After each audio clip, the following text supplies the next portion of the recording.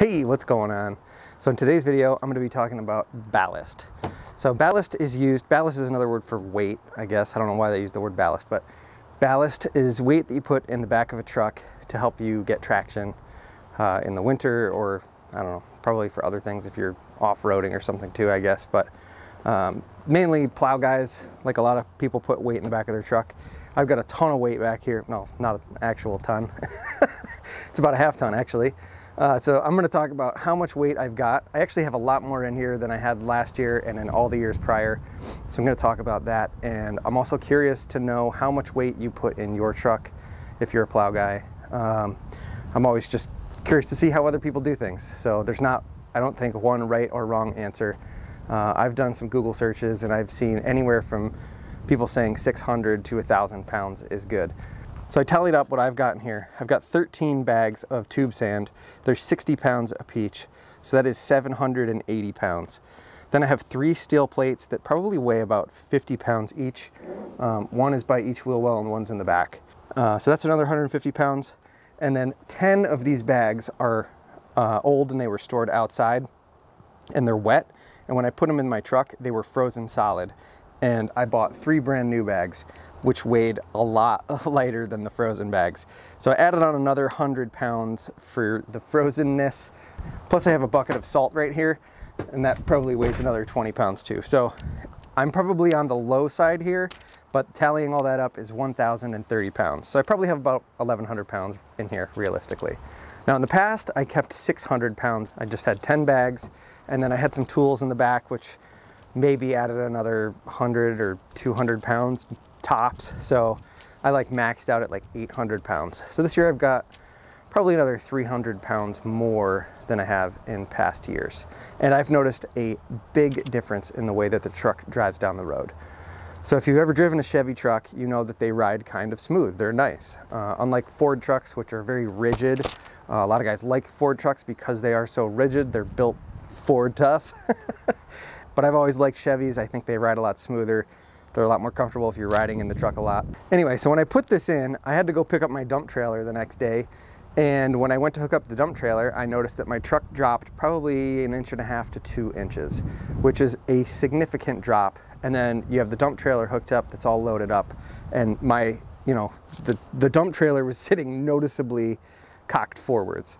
So I have to do some adjustments on the coupler to lower that on the trailer so that it's not quite so crazy drop forwards. But it was a very significant difference just driving just with the truck going down the road. I noticed I had to push the gas a lot harder. I noticed when I took turns or when I hit bumps, it wasn't as smooth. It was much more like locked into the road, which for plowing and just driving around in the winter is really good. I live in upstate New York. We get a lot of snow here and I'm in kind of a rural area, so the roads are not all salted and they get covered in snowpack. And like the month of February and March, it's basically just snow roads up here. So being that trucks are rear wheel drive and they have no weight in the back of them unless you add weight, they just slide all over the place. So this helps give a ton of traction. And I'm really interested to see how 1,100 pounds is going to help me plow this winter. Now again, I'm curious what you do if you're a plow guy and you're watching this, how much weight you put in the back of your truck. I knew that this was not overweighing it because there are people that have salters in the back of their truck and those things are enormous, full of salt. The whole bed of the truck is full of salt. So I know that the truck can handle it. It's not a matter of that, but I have to find this fine line of what's best for plowing, but also this is my vehicle that I drive around and I don't want to be driving around a brick all winter. So I got to make some concessions. And I have a plan too. I think what I want to do, because it's 2 layers here, I'm actually going to put this top layer forwards a little bit. You're supposed to keep it over the wheel wells, but it kind of makes the bed of the truck unusable. So I was thinking about layering them down flat completely and putting a piece of plywood over it so I could still basically use the truck bed during the winter. So that's what I think I'm gonna do. I read something somewhere, saw somewhere a long time ago, a guy made like a concrete form and he used like a skid steer to pick it up and slide it in his truck every year. And it was like this perfect form that he just puts in there, which would be pretty sweet. I think like steel plates like I've got would be really cool. That's really heavy. It's like maybe ½ inch, might even be thicker than ½ inch steel. And they're only like that big, but they weigh like 50 pounds each. So there's probably a lot of stuff that you could use for ballast, but this is probably the most normal standard thing that people use.